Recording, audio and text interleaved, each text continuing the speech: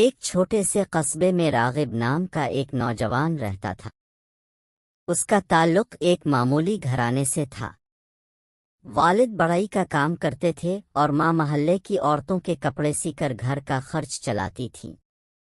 راغب پڑھا لکھا تھا، سمجھدار بھی تھا، لیکن دل سے ہمیشہ مایوس رہتا تھا۔ وہ اکثر اپنی قسمت کو کوستا رہتا۔ ہم جیسے لوگوں کی زندگی میں کچھ خاص نہیں ہوتا، وہ اکثر کہتا۔ جو غریب پیدا ہوتا ہے وہ غریب ہی مرتا ہے۔ ایک دن اسی قصبے میں ایک بوڑھے ماسٹر شاستری واپس آئے۔ وہ ریٹائرڈ ہو چکے تھے اور اپنی زندگی کے آخری دن سکون سے گزارنا چاہتے تھے۔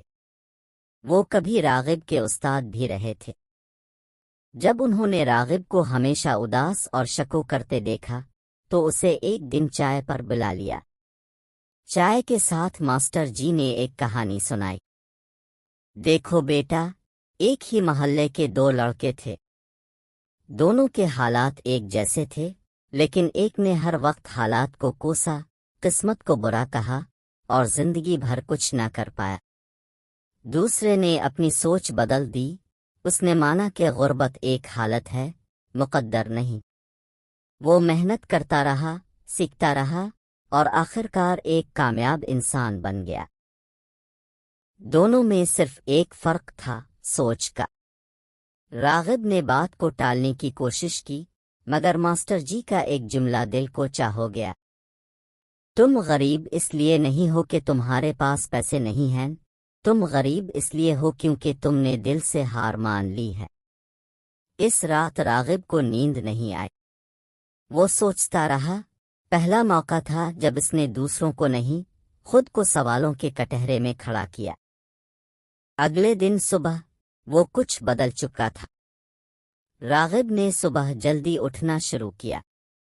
محنت سے پڑھائی کی، پرانے فون پر آن لائن سیکھنے لگا، چھوٹے موٹے کام کر کے پیسے جمع کیے، فری لانسنگ شروع کی۔ آہستہ آہستہ اس نے ڈیجیٹل مارکیٹنگ سیکھی۔ 2 سال میں اس نے اپنی کمائی سے ماں باپ کو سہارا دیا اور گاؤں کے بچوں کو بھی سکھانے لگا۔ 5 سال بعد راغب اپنے قصبے میں ایک کامیاب بزنس مین کی حیثیت سے لوٹا۔ اب وہ صرف اپنی زندگی نہیں، دوسروں کی سوچ بھی بدل رہا تھا۔ اس نے نہ دنیا بدلی، نہ نظام، نہ رشتے، بس اپنی سوچ بدل دی، اور وہی اس کی کامیابی کا راز بن گیا۔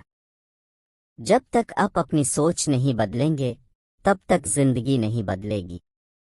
جو اپنی سوچ بدل لیتا ہے، وہ اپنی دنیا بدل لیتا ہے۔